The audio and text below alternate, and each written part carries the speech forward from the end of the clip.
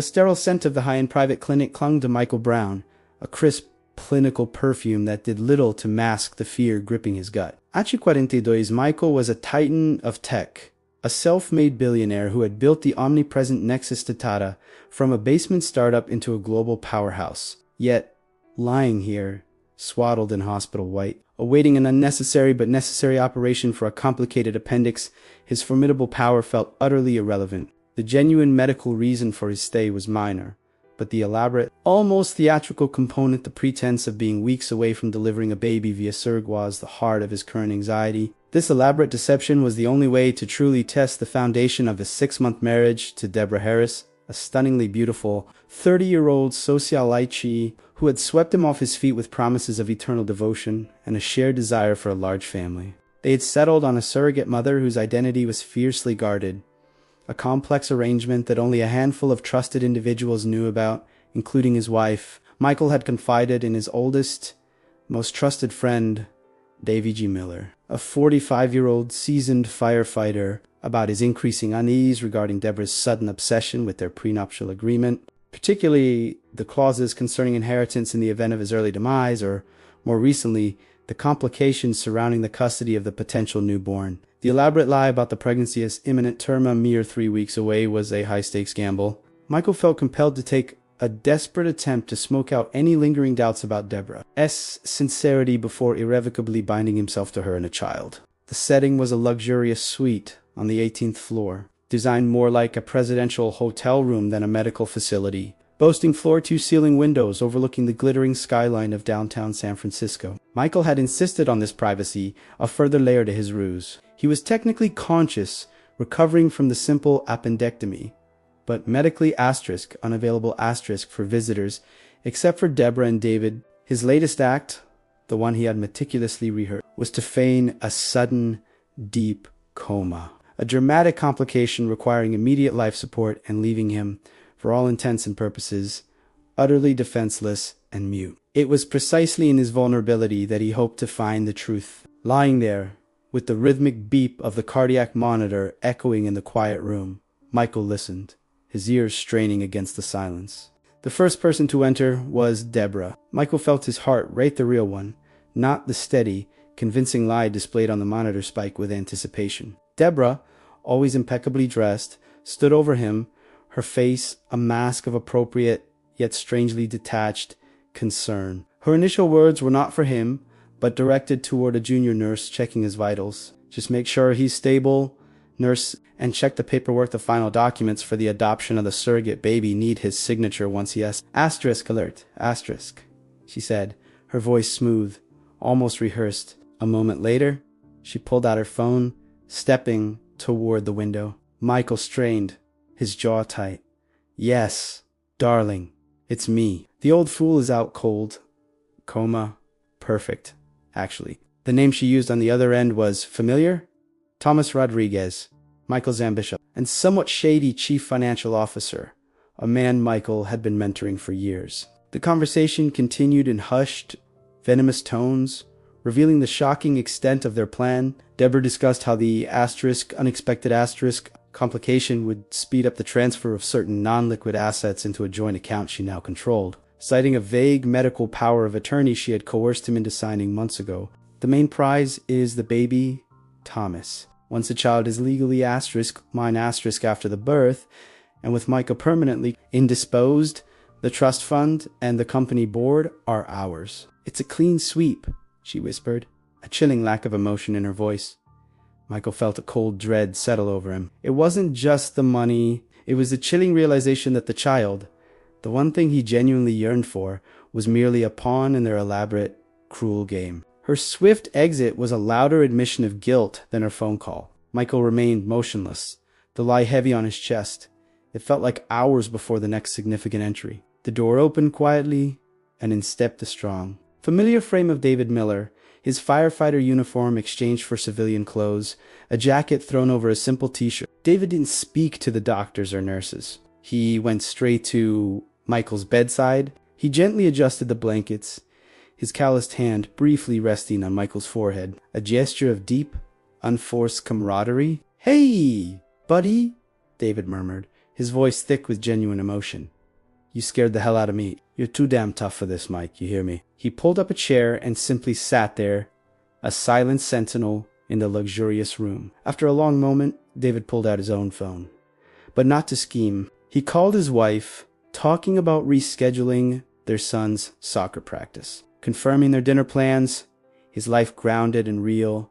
He then switched the call. Michael listened intently as David began speaking to someone named Tanya, a name he didn't immediately recognize. The conversation that unfolded was devastating, but not for Michael. David, his voice low and ragged, was discussing a desperate financial situation. "Tanya, I swear I'm trying, but the medical bills, they've doubled again this month for the hospice care. I cashed out the last of my savings, but the final payment for your mother's oxygen and palliative care is due next week. It's $32,000.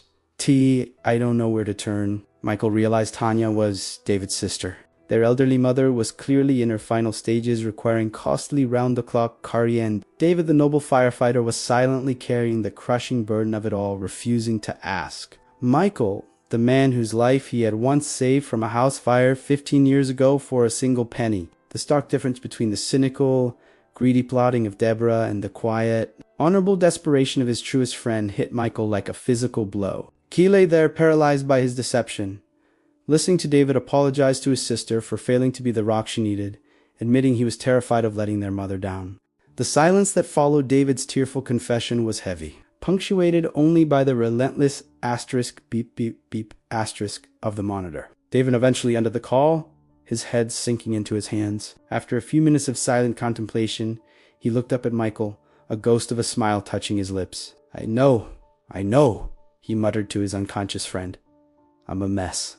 I wish I knew a way to fix this. Mike." He patted Michael's arm gently before rising to leave, carrying his heavy secret with him. Mikhail knew with absolute certainty that he had his answers. He knew who was worth saving and who deserved to be completely cut off. The stage was set for the next act. The moment the door closed behind David, Michael allowed his tightly controlled breathing to deepen a silent, internal sigh of relief and profound sorrow. The clinical room, meant to be a refuge for healing, had become a chamber of harsh truths. The realization of Deborah's calculated malignancy, juxtaposed with the quiet heroism and devastating plight of David, energized Michael, infusing him with a clarity he hadn't possessed in months. The appendectomy was healing cleanly. The psychological wounds, however, were wide open. He lay there, still feigning the deep, unyielding coma, meticulously planning his next moves, turning the rhythmic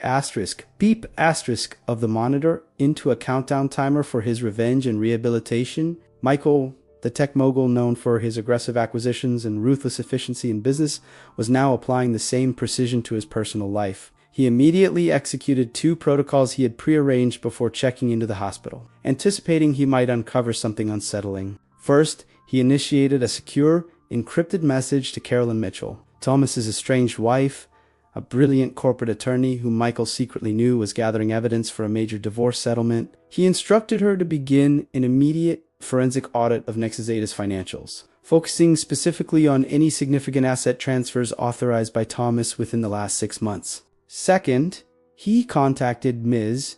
Elizabeth Jones, his most trusted personal assistant for 2 decades, instructing her to establish an immediate anonymous trust fund. The sole purpose of this fund, he stipulated, was to cover all existing and future medical expenses as well as lifetime care for David Miller's mother, ensuring the funds were dispersed discreetly through an intermediary law firm, so David would never suspect his friend's involvement. The days that followed were a blur of calculated listening. Deborah returned twice, each visit shorter and more impatient than the last. She never once touched him, never whispered a word of endearment or hope. Her focus was entirely transactional, checking the status of the legal documents regarding the surrogate and demanding updates on the liquidity of Michael's offshore accounts from a hapless junior lawyer she dragged into the room. On her 3rd visit, she brought Thomas. Standing over Michael, outlined their timetable to seize control of the Nexus data board within. The next 2 weeks, using a forged proxy vote, they intended to activate the moment the baby was officially born, citing Michael's permanent inability to govern. "We'll paint him as a tragic figure, a casualty of his own obsession with fatherhood," Thomas sneered, while Deborah laughed, a sharp, metallic sound that grated on Michael's ears. The contrast came again with David's next visit. He arrived directly from a 24-hour shift, his eyes heavy with exhaustion, the smoky scent of a recently contained fire still clinging faintly to his clothes. This time, he didn't call his sister. Instead, he pulled out a small, worn photograph of his mother and sat holding it, his thumb tracing her faded image. "We had a good run, Mom," he whispered, tears wetting his cheeks. "I wish I could buy you more time, but the money just isn't there." He stayed 4 hours, reading a dogged paperback, his presence a quiet comfort in the toxic atmosphere left by the others. Before leaving, he gently tucked the blanket around Michael one last time. "Hang in there, Mike. You're the best friend a man could ask for. Never forget that," he said, unaware of how truly profound those words were. That evening, with the room settled into its nightly silence, Michael knew he couldn't maintain the charade any longer. Not while David was drowning in debt and Deborah was tightening her financial noose. He had enough evidence. It was time for the turning point. As the night nurse, a kindly woman named Brenda Walker, entered to perform her late-night rounds, Michael opened his eyes. The sudden, conscious gaze startled Brenda, who immediately dropped her clipboard with a gasp. "Mr. Brown, you're awake," she stammered, scrambling for the emergency button.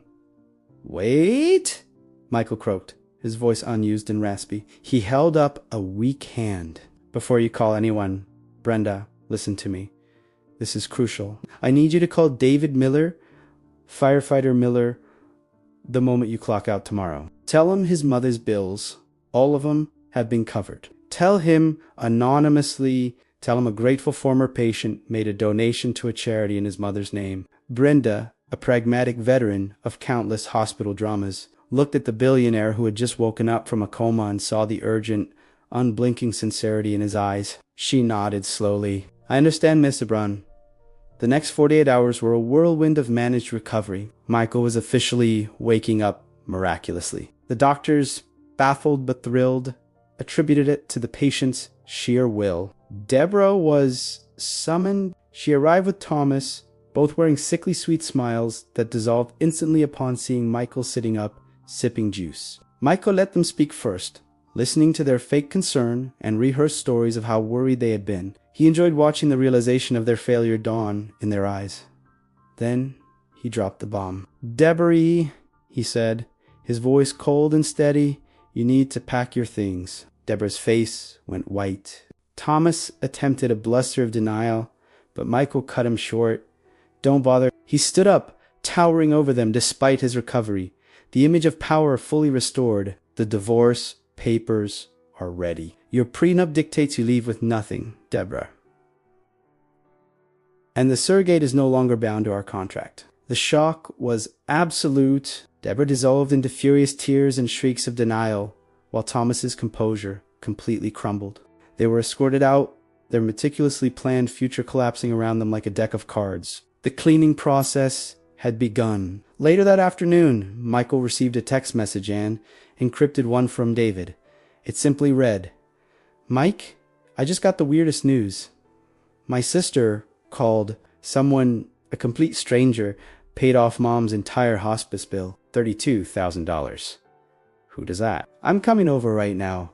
Michael smiled, the first genuine, unburdened smile in weeks. He was ready for the next phase, rebuilding his life, starting with his truest friend. David burst into the hospital suite, not with the aggressive, panicked energy of a firefighter responding to an emergency, but with the bewildered, tearful relief of a man who had just witnessed an impossible miracle. He stopped dead when he saw Michael fully awake, sitting upright, not surrounded by emergency medical equipment, but by piles of legal documents and an auditing report. His relief at seeing his friend will ward immediately with his confusion over the mysterious financial intervention. "Michael, you're awake." Oh my God, man. I was starting to think David rushed to the bedside, grasping Michael's arm firmly. "You had me terrified. What happened?" Michael gripped his friend's hand, the genuine warmth a stark contrast to the cold, calculating touches he had endured from Deborah. "I'm fine. David, better than fine, actually. I had a slight medical emergency, followed by a necessary reality check." David frowned, his brow furrowed with lingering stress. "Congratulations on what? Look, Before you tell me about the coma, I need to know about the money. Did you hear? Someone paid off Mom's hospice care. All of it.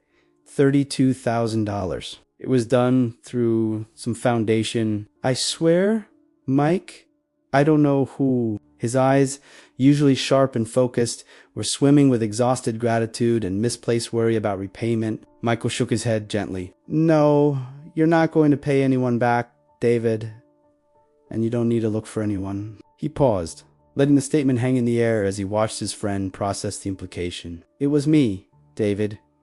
I was never really in a coma. Not fully. I was feigning total incapacitation, a desperate, stupid test of my marriage.